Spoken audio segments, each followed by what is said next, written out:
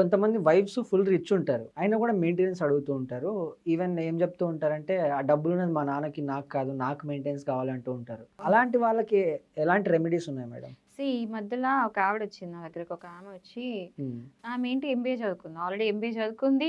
కానీ జాబ్ చేయట్లేదు. బికాజ్ పెళ్లి చేసుకున్న తర్వాత జాబ్ చేయాలనిపించలేదు. ఫర్ సమ్ రీజన్ హ్మ్. జాబ్ చేయలేదు. కానీ she is enough qualified. Okay. So నేను రాగానే జనరల్ నా దగ్గర క్లయింట్స్కి వస్తే ఫస్ట్ ఏం అడుగుతానంటే, ఒకవేళ ఫీమేల్ అయితే if she comes for maintenance cases, maintenance వేద్దామని వచ్చినప్పుడు ఫస్ట్ క్వశ్చన్ ఏం అడుగుతా అంటే, హ్మ్. ఏం చేస్తారు, మీ బ్యాక్గ్రౌండ్ ఏంటి? దెన్ షీ టోల్డ్ ఎంబీఏ చేస్తున్నా. ఓకే. ఎంబీఏ చేసినా జాబ్ ఏమంటే, లేదంటే నేను పెళ్ళైన తర్వాత జాబ్ చేయలేదు అనింది.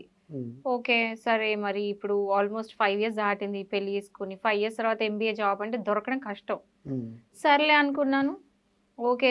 మెయింటెనెన్స్ ఏద్దాం అనుకున్నాం. సరే హస్బెండ్ ఎంత సంపాదిస్తున్నాడో అదంతా కూడా తీసుకొని ఇన్ఫర్మేషన్, అసెట్స్ అంతా ఇన్ఫర్మేషన్ తీసుకొని, ఈమెకెంత ఖర్చుల ఇన్ఫర్మేషన్ అంతా తీసుకున్నాం. తీరా తీసుకున్న తర్వాత అప్పుడు నాకు తెలీదు ఆవిడ. అంటే ఆమె ఏంటనేది నాకు తెలీదు. ఓకే. బట్ నెక్స్ట్ మీట్‌లో ఎందుకో డౌటొచ్చి, అంటే ఆమె రావడమే ఒక మంచి ప్రీమియం కార్‌లో వచ్చింది. హ్మ్.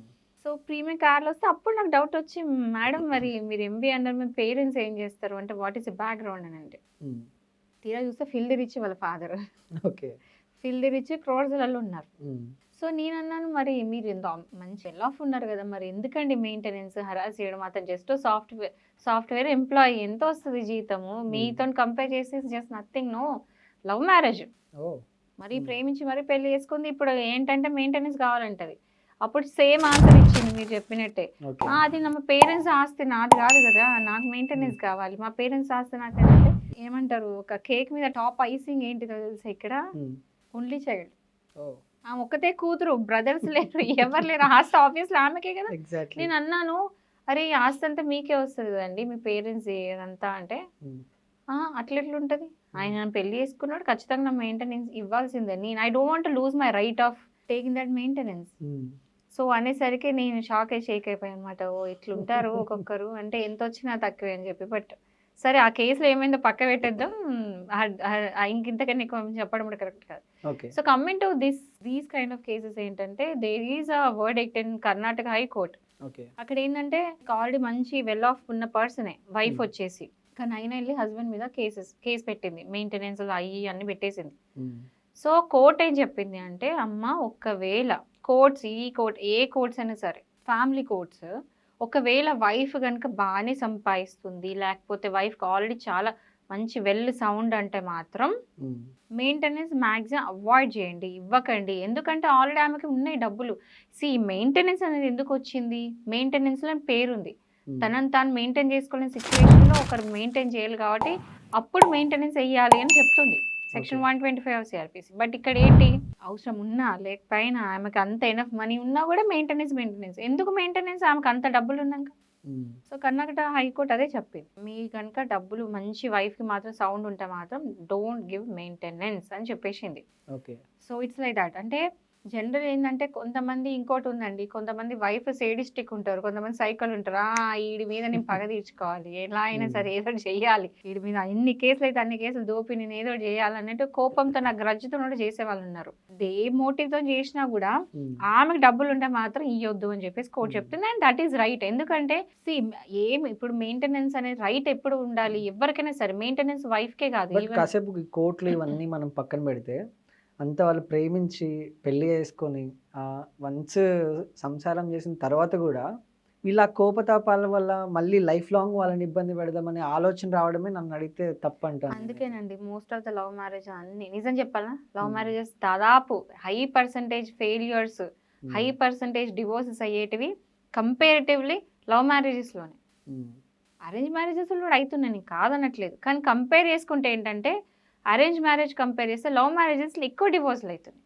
ఎగ్జాక్ట్‌లీ. సో, అంటే ప్రేమించి చేసుకుంటారు. ఏదో హోప్స్‌తోని వస్తారు. అక్కడికొచ్చిన తర్వాత ఇంకేదో అయితది. సరే అని చెప్పేసి అక్కడ ఏమి అంటే పగ తీర్చుకోవాలనే ఉద్దేశ్యంతోని ఇలా అన్ని కేసులు పెట్టి, మెయింటెనెన్స్‌లేసి, అవసరం ఉన్నా లేకపోయినా మెయింటెనెన్స్ తీసుకోవడం, హ్మ్. ఇలాంటివి చేస్తూ ఉంటారు. బట్ ఎథికల్ అది కరెక్ట్ కాదు కదా! You should have some values.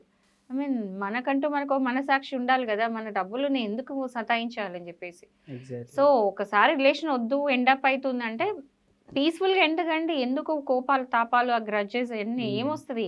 ఇది ఓన్లీ ఇండియాలోనే జరుగుతుంది కదా మేడం ఆల్‌మోస్ట్? యాహ్!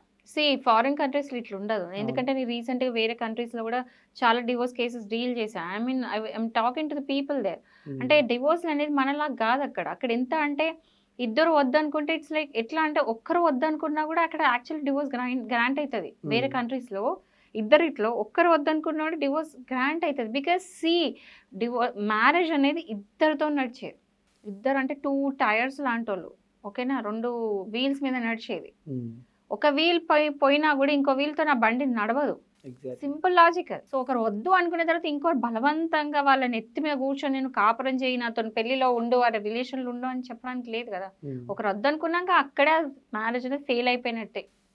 సో దానికి పొడిగిచ్చి సంవత్సరాల తరబడి సతాయిస్తే ఏం వస్తుంది? End of the day peace of mind important. ఎప్పుడు చేస్తామో ఎప్పుడు బతుకుతామో రేపు పొద్దున్న ఏమవుతుందో తెలియదు. Life is very short. ఉన్నంతకాలం హ్యాపీగా ఉండండి. సో మీరు వద్దనుకుంటే ఇట్స్ ఓకే, వద్దనుకుంటే చెప్పండి. But I'm not encouraging divorces. నేనేం విడాకులు ఎంకరేజ్ చేయట్లేదు. But what I'm saying is end of the day peace of mind చాలా ఇంపార్టెంట్. ఇద్దరికి కూడా చేసుకునేది పెళ్లి సంతోషంగా హ్యాపీగా లవ్వింగ్ ఉండడానికి. అక్కడ లవ్ లేదు సంతోషం లేదన్నప్పుడు అవసరం లేదు. సో ఒకరు వద్దనుకుంటే ఇంకోరు ట్రై టు అండర్స్టాండ్. అంటే ఫస్ట్ కన్సిలియేషన్ చేసుకోండి, try to convince them. But ఇంకా వద్దే వద్దు అసలు నాకు పెళ్ళే వద్దు అని ఇంకో స్పౌస్ చెప్పినప్పుడు మీరు అర్థం చేసుకుని వైఫ్ అయినా హస్బెండ్ అయినా వదిలేసేయండి. సో ఓకే మెయింటెనెన్స్ ఇదంతా కూడా అర్థం చేసుకొని ఇవ్వండి. ఈ కోర్ట్ చుట్టూ మీరు తిరిగే కంటే, ఫీజులు కట్టుకునే కంటే, టైం వేస్ట్ చేసుకునే కంటే దాట్ ఈస్ వెరీ ఈజీ కదా. సో నా బిజినెస్ నేను డౌన్ చేసుకుంటున్నా. బట్ ట్రూత్ చెప్పాలి కాబట్టి, నిజాలు చెప్పాలి కాబట్టి చెప్తున్నాను. యూనో ఏదైనా కూర్చోబెట్టుకొని మంచిగా అమికబుల్గా మాట్లాడుకొని సెటిల్ చేసుకోండి. అన్నిదాన్ని మీరు కోర్టు చుట్టూ టైం వేస్ట్ మనీ వేస్ట్ చేసుకోవద్దని నా ఉద్దేశం. సో పెళ్లి అనేది దానికి వాల్యూ ఉంది, దానికి రెస్పెక్ట్ ఉంది. ఆ రెస్పెక్ట్ ఇద్దరు ఇట్లా ఎవరికి పోయినా కూడా అది వర్కౌట్ కాదు.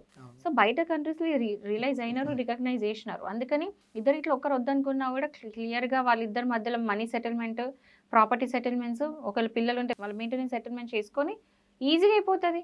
నాట్ ఈవెన్ ఒక 4-5 monthsలో మా డివోర్స్ అయిపోతాయి. మ్యూచువల్ అయితే ఇంకా within no time. So ఈ చాలా ప్రాపర్ ఆర్గనైజ్డ్ ఉంటుంది బయట కంట్రీస్లో. మన దగ్గర కాదు. మన దగ్గర ఏందండి 10 సంవత్సరాల నుంచి నడిచే డివోర్స్ కేసులు ఉన్నాయి తెలుసా. ఇద్దరు ఒకరినొకరు హరాస్ చేసుకుంటారు. నిజం చెప్పాలంటే మమ్మల్ని కూడా హరాస్ చేస్తారు అడ్వకేట్స్ని. వాళ్ళకి గుర్తొస్తుంది 12ంటికి ఏదో, అప్పుడు మెసేజ్ పెట్టేస్తూ ఉంటారు, కాల్ చేస్తూ ఉంటారు, మేడం ఇట్లా అయింది, మేడం అట్లేదు, ఓకే ఓకే ఓకే అని వింటూ ఉండాలి. అంటే ఒక రకమైన మమ్మల్ని హరాస్మెంటే, అటు జడ్జికి హెడేకే. అంత టైం వేస్ట్. దానికంటే గమ్మున మీరు వద్దు అనుకుంటే కావాలనుకుంటే ఒకలాగా, వద్దనుకుంటే ఒకలాగా డిసైడ్ అయ్యి ఈజీగా సాల్వ్ చేసుకోండి. So coming to this case ఏంటంటే కర్ణాటక హైకోర్టు క్లియర్గా ఏం చెప్పిందంటే, ఒకవేళ వైఫ్ కనుక వెల్ ఆఫ్ ఉంటే మాత్రం మెయింటెనెన్స్ ఇవ్వాల్సిన అవసరం లేదనేది చెప్పి ఈ కేసు సారాంశం. Right, thank you madam.